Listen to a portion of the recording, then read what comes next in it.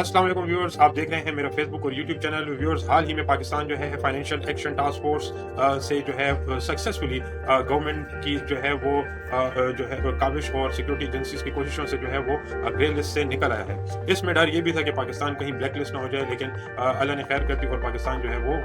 Grey list से निकल आया। अब बात यह है कि इससे जो निकल आया तो अब इसका जो है वो फ़ायदा क्या होगा और ये जो है ग्रे लिस्ट से निकलने के बाद अगला लायामल क्या होगा। तो व्यूअर्स, इसमें एक चीज़ याद रखिए कि जब तक जो ममालिक जो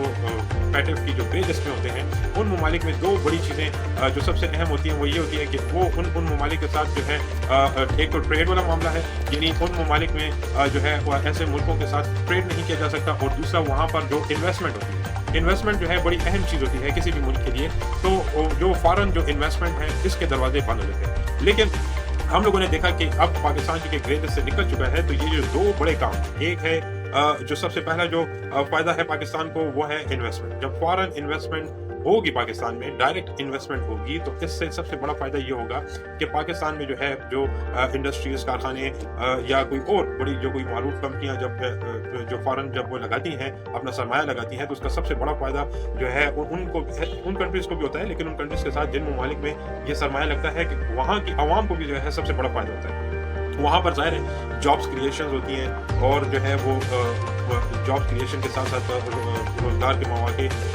बड़ी तादाद में जब मैसर होते हैं तो खुशहाली आती है। एक तो ये, और दूसरा जब ये फॉरेन इन्वेस्टमेंट जब होती है तो इसमें जो बैंकिंग सेक्टर है ये बहुत अहम होता है, क्योंकि इसके लिए पाकिस्तान अब रेगुलर मॉनिटरिंग में आ जाएगा पैटर्न की ग्रे लिस्ट से। और इसकी एक जो इसकी भी है कि पाकिस्तान में अभी हाल ही में अगर हम लोग देखें तो सैलाब ज़दगान की मदद के लिए जो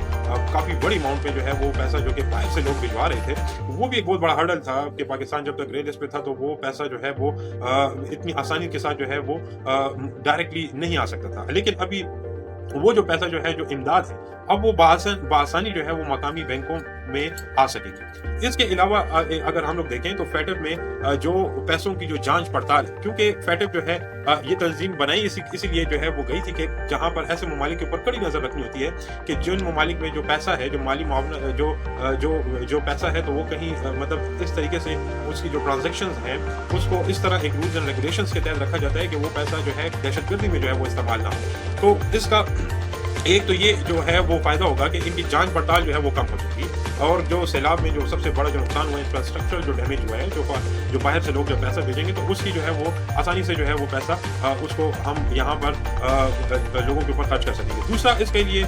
जो तिजारती जो पाबंदियाँ हैं, तिजारती पाबंदियों का भी खात्मा हो चुका है। फैटफ की ग्रे लिस्ट से निकलने के लिए 2018 से लेकर 2022 तक पाकिस्तान को इन तमाम जो है सिफारिशात को मुकम्मल करना था, जिसके बारे में फैटफ ने पाकिस्तान को मुकम्मल एक प्लान तैयार करके दिया था, और पाकिस्तान ने इन तमाम अरसे में 34 सिफारिशात की जो है वो तकमील में लग गया, जिसके लिए नताइज जो है वो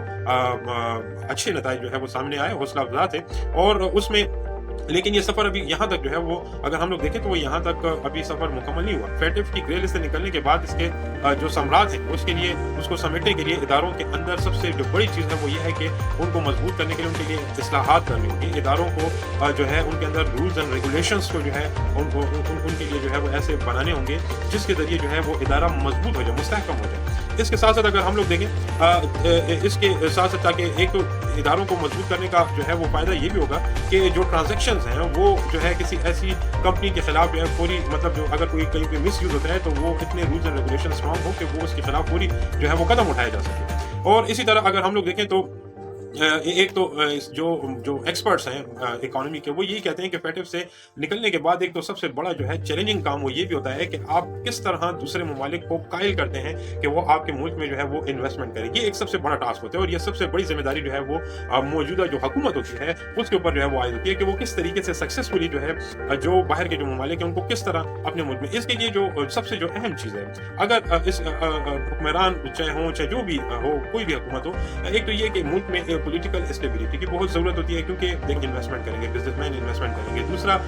جو ہے باہر کے لوگوں کو اعتماد میں لینا، یہ ایک سب سے مشکل کام ہوتا ہے فارن انویسٹرس کا. تو پولیٹیکل اسٹیبلٹی کے ساتھ ساتھ جو ہماری جو فائنینشیل جو اسٹیبلٹی ہے اس کا مضبوط ہونا بھی بہت ضروری ہے. مطلب ایک ایسی کنفیوژن صورتحال ہو جس میں جو ہے ڈالر کا جو ہے وہ اونچ نیچ کچھ پتہ نہ ہو، کہ جو ہے وہ ڈالر کی جو ہے اگر وہ حکومت کی گرفت نہ ہو ڈالر کو کنٹرول کرنے میں، تو اس سے بھی جو ہے کافی اتار چڑھاؤ آتا ہے. دوسرا جو ہے اگر آپ دیکھیں تو سرمایہ لگانے کے لیے جو ہے جو بزنس مین ہوتے ہیں وہ بہت آگے کی سوچتے ہیں. تو اس کے لیے جو ہے فائنینشیلی اسٹیبلٹی اور اس کے ساتھ ساتھ جو ہے پولیٹیکل اسٹیبلٹی جو ہے وہ بہت ضروری ہے. اور جب یہ دو چیزیں ہوں گی تو ان شاء اللہ تعالیٰ جو ہے اس کے ثمرات ہمیں بہتر طریقے سے جو ہے وہ